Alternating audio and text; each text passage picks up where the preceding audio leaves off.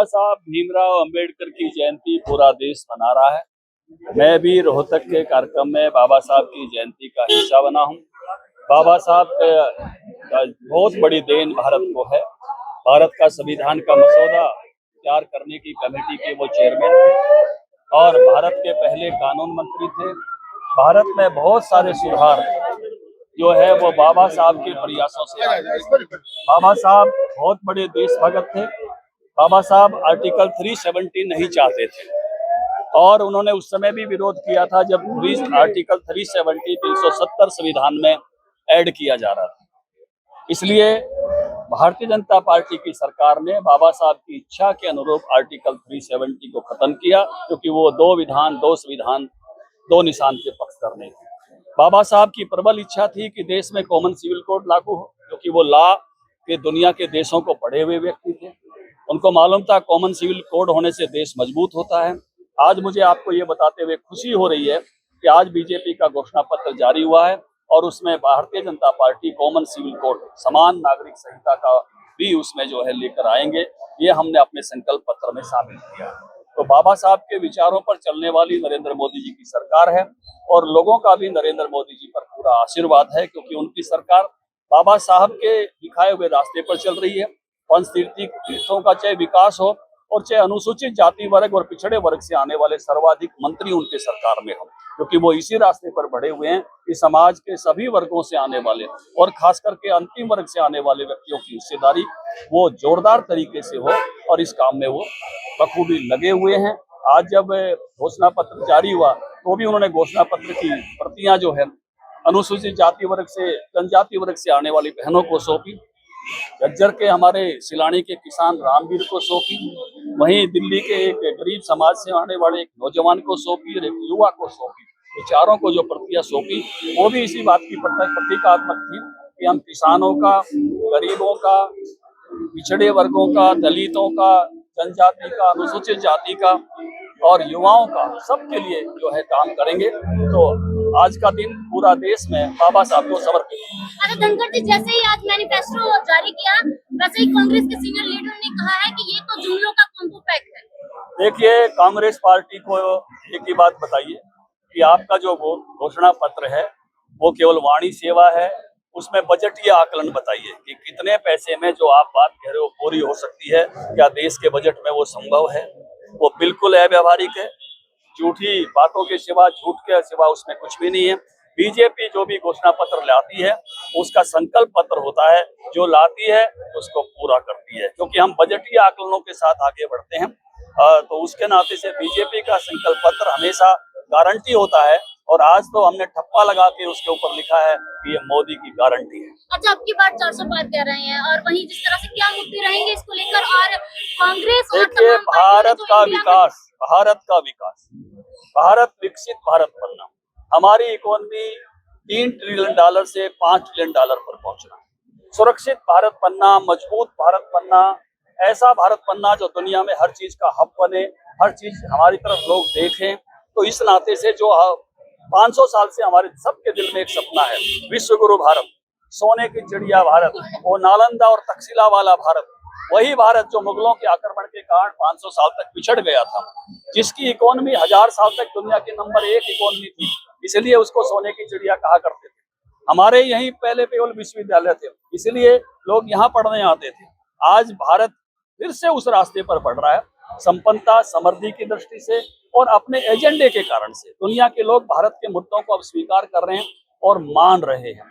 रोहतक के लोग भी फिर से मोदी जी को अपना समर्थन देंगे, क्योंकि रोहतक के लोग नहीं चाहते कि आर्टिकल 370 जब जैसे खत्म किया गया और ये वोट कहीं कांग्रेस के पास होती तो आर्टिकल 370 को तोड़ने के खिलाफ जाते। इस रोहतक के लोगों को फक्र है कि उन्होंने धारा 370 को अपनी वोट से तोड़ा।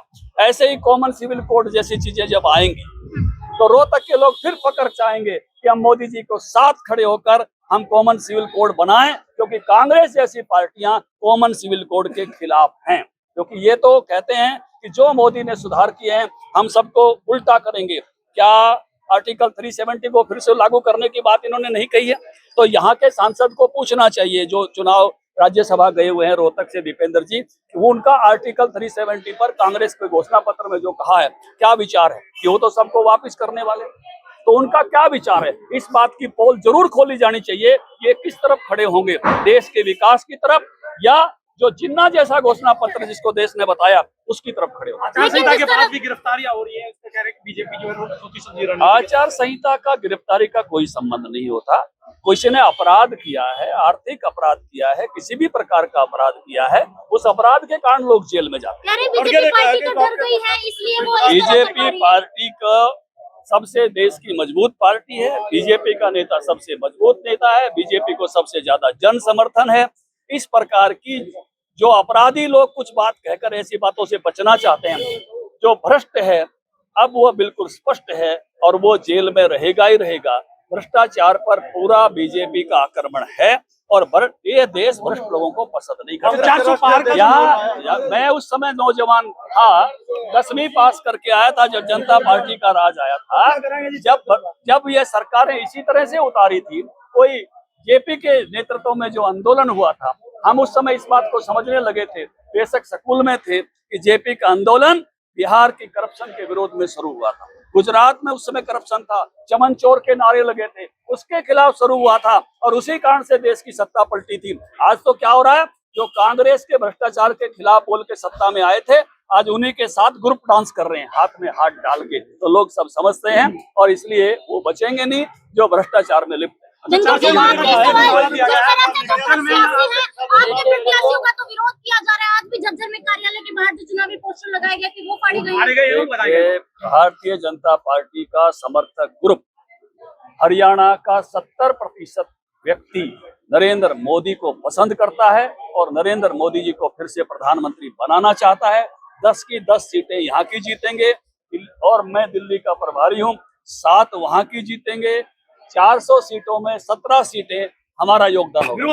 पूरे देश में, पूरे विश्व में आज 133वीं जयंती डॉक्टर भीमराव अंबेडकर जी की मनाई जा रही है और पूरा देश सब मिलकर के पूरा सर्व समाज मिलकर के जयंती को मना रहा है और इसमें डॉक्टर भीमराव अंबेडकर जी को याद किया जा रहा है। किस तरह से उन्होंने देश में उस समय शिक्षा का जो प्रचार किया कि शिक्षा ही एक जीवन का आधार है। गरीब बच्चों की, गरीब जो है, गरीब की पूंजी बच्चे हैं, उसके बच्चे, लड़का हो या लड़की हो, लड़का लड़की को हम शिक्षित करके अपने आप को मजबूत करें। ये डॉक्टर भीमराव अंबेडकर जी का संदेश था और इस संदेश को हम घर घर तक इस संदेश को पार्टी का मैनिफेस्टो जारी हुआ है, क्या वायदे हैं इस घोषणा पत्र में? देखिए, घोषणा पत्र तो पहले से ही है कि भाई सेवाई संगठन जितना ज्यादा से ज्यादा गरीब का, किसान का, आपने देखा होगा आज सबसे बड़ी बात है कि हमारे सिलानी गांव के किसान को माननीय प्रधानमंत्री जी ने संकल्प पत्र के द्वारा जोड़ा है और कितने लगभग कई देशों में हमारी इंडियन करेंसी जो है वो जो उसको लागू होगी, ये एक सबसे बड़ी बात आई है। और विकसित भारत, आत्मनिर्भर भारत बनाने के लिए 2047 का भारत उसको बनाने के लिए हम सब आगे बढ़े, इस संकल्प पत्र के माध्यम से यही निकल के आ रहा है। अच्छा, कई जगह विरोध पार्टी का हो रहा है, झज्जर में भी आज पर्चे फाड़े गए हैं, लगाए गए हैं। देखिए, विरोध, जहां तक विरोध है, यही गुलाबी गैंग विरोध कर रहा है और आज हमारे अभी पता लगा है, अभी फोन आया है कि झज्जर दफ्तर के भी जो इन्होंने पर्चे फाड़े हैं और बैनर फाड़ दिया है घुस करके। ये सारा इनको पता है, गुलाबी गैंग को पता है। आप सब जानते गुलाबी गैंग क्या है। ये गुंडागर्दी, बदतमीजी, आगजनी, लोगों के साथ झगड़ा करना, लोगों के साथ फिजिकल होना, ये इनका काम है। इनके बर्दाश्त नहीं होती है, कोई बर्दाश्त नहीं होती इनको और ये लगे हुए हैं लोगों में भय का वातावरण पैदा करने के लिए, लोगों में डर का वातावरण पैदा करने के लिए ये भय और डर दिखा करके इस इलेक्शन को जीतना चाहते हैं। अब आप देखें, छोटी छोटी बातें कर रहे हैं, लोग छोड़ रखे हैं, विरोध करें, गुमराह कर रहे हैं नौजवानों को। आप देखें, गुमराह कर रहे हैं नौजवानों को और चारों तरफ इस बात की निंदा हो रही है। अच्छा, सरपंच के, पूर्व सरपंच के जिस तरह से जो आपने फोटो जारी किए थे, तो उन्होंने लीगल नोटिस जारी करने की बात कही है। देखिए ऐसा है, देखिए ऐसा है मैंने जो अपनी बात कहनी थी वो मैंने अपनी बात प्रेस कॉन्फ्रेंस में कही, आप लोगों ने किया। देखो नोटिस मुझे मिलेगा, मैं देखूंगा, मुझे अभी अच्छा, कुछ नहीं। पार्टी के जो मैनिफेस्टो को कांग्रेस के सीनियर लीडर ने जुमलों का कुंभो पैक बताया।